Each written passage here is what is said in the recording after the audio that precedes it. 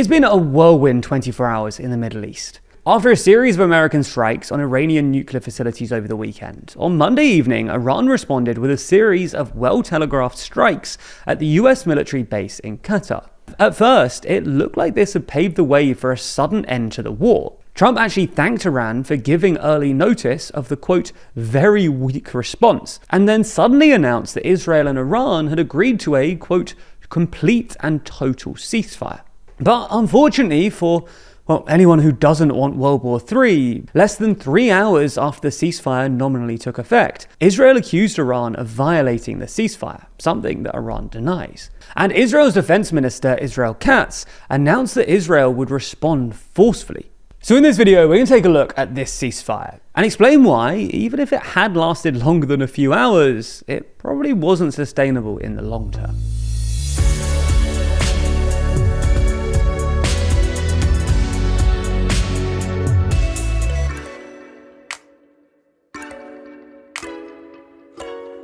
If you're a TLDR fan and want to support the channel, then consider picking up a copy of our magazine. Too Long helps to fund all of our journalism and allows us to make free videos on YouTube like this one. You can learn more and buy a copy by clicking a link in the description. So to understand why this ceasefire probably isn't sustainable, it's a good idea to rewind the clock a bit. Since Trump's withdrawal from the Obama nuclear deal in 2018 until a couple of months ago, Iran and its enemies in the West were in a tense but apparently stable standoff. Both sides had sufficient deterrence. Israel and the US had overwhelming conventional military superiority, as well as nuclear weapons, but Iran had at least 3 ways of deterring direct military action against it.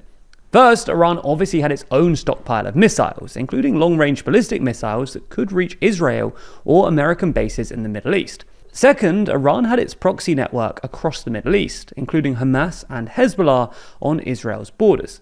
Third, Iran had its budding nuclear program and about 400 kilos of uranium enriched to 60%, well above the point required for civilian energy generation. This made Israel and the US more cautious about attacking Iran directly, because there was always the risk that Iran would react by dashing for a nuclear weapon.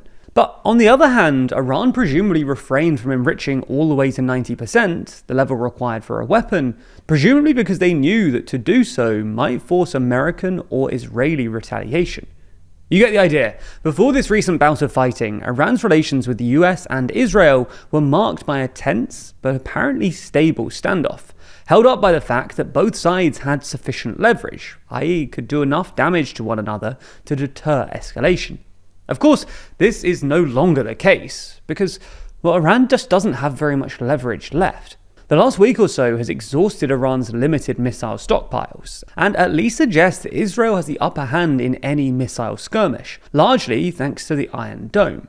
Similarly, Israel has made impressive progress degrading Iran's proxy network, most notably Hamas and Hezbollah, and the fall of the Assad regime in Syria has made it harder for Iran to supply its proxies. And while there's some debate over their actual efficacy, recent Israeli and American airstrikes on Iran's nuclear sites, most notably Fordo, have at least set back Iran's nuclear program. This means that there's now a deep imbalance in the relationship between Iran and its Western adversaries. Israel and the US now have all of the leverage, and Iran, they've got none. And this is the fundamental reason why a ceasefire just isn't sustainable. Iran will almost definitely try and regain some leverage in this relationship, presumably by covertly restarting its nuclear program. The idea that Iran was just going to accept not having any leverage in this relationship, essentially submitting to Israel and the US, just isn't realistic.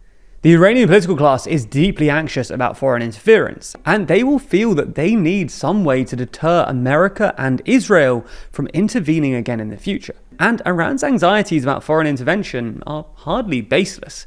The Middle East has been subject to constant Western intervention over the century, including a CIA-backed coup against Iran's democratically elected prime minister in 1953. And in just the past couple of days, Israel has attacked Iran while it was negotiating a new nuclear deal with the US.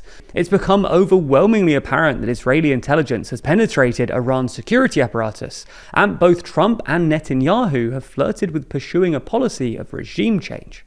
When your enemies are openly talking about toppling your government, you're going to want some sort of insurance against that, some sort of deterrence.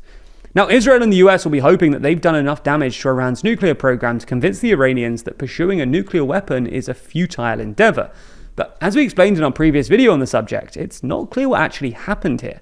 Despite Trump's protestations, satellite imagery suggests that the strikes on Fordo, Iran's backup enrichment facility, were perhaps less successful than expected, and Polymarket currently implies just a 28% chance that the facility was actually destroyed, down from 80% when the strikes first hit the headlines. Furthermore, Iran has since announced that it's going to build another secret enrichment facility, and has hidden its 400 kilograms of 60% enriched uranium from the UN's nuclear watchdog. Not the sort of thing you do if you're giving up your nuclear ambitions. This means that Iran still has enough enriched uranium hidden somewhere to build multiple nuclear warheads, and probably at least some remaining enrichment capacity.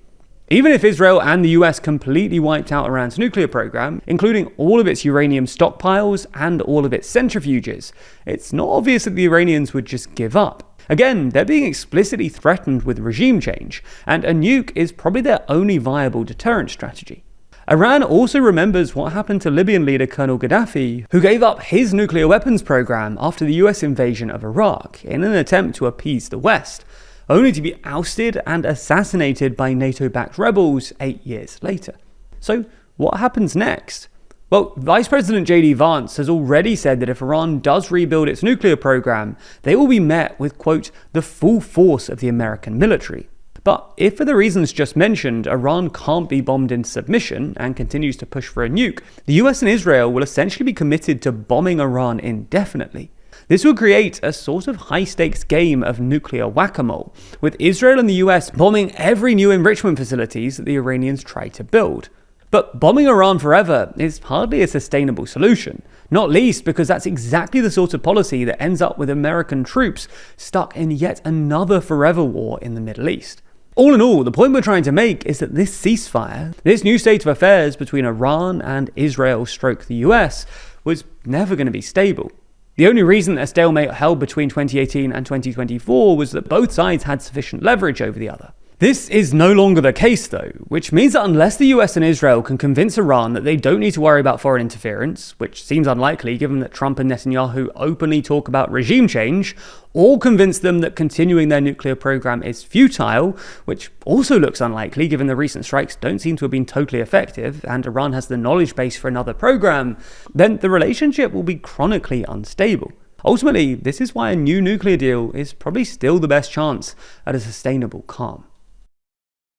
Now, when talking about topics like these, it's important to be precise, and precision is also crucial to our sponsor this week, Henson Shaving. Henson's AL13 razor, which they produce at their aerospace machine shop, perfectly holds blades at a 30-degree angle and extends them only 0.0013 inches, less than the width of a human hair, which means incredibly tight tolerances, very high standards, and superb precision, offering a much healthier shave compared to the overpriced plastic razor cartridges.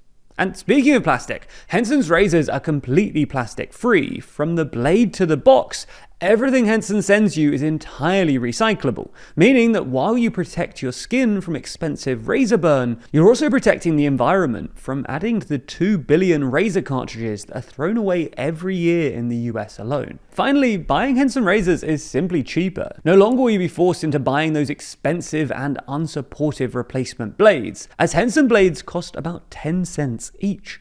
This means that you can replace your blades far more frequently, so you don't need to keep dragging a dull razor across your face in order to get value out of that overpriced plastic. If you want to try it out, then you can go to hensonshaving.com/TLDR or click the link in the description.